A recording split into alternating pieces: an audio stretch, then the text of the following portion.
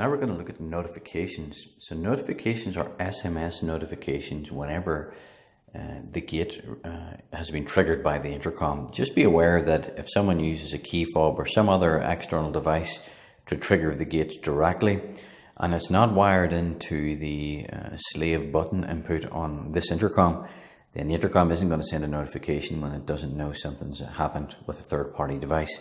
So this will text the master user or one home user whenever something via the intercom, either a keypad code, caller ID access, or whatever triggers the gate or the door. So we can enable and disable this quickly at the top with the top two buttons here. So I'm going to go ahead and enable that feature.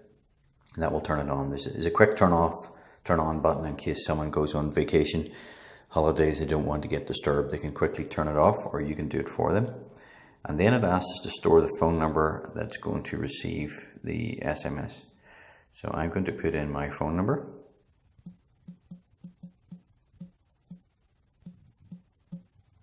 I'm going to save that. So that will then text the intercom my phone number so that I will receive the message. And then I'm going to enter a message here. So this can be put in any normal QWERTY characters, any language you want.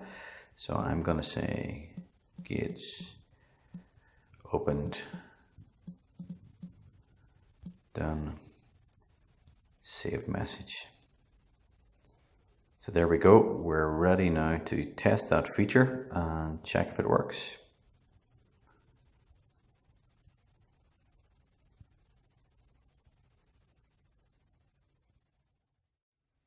So right now I'm going to check if the notification feature has just worked that I've activated on this intercom. So I'm on my home screen of my phone and I'm going to punch in a keypad code on the intercom.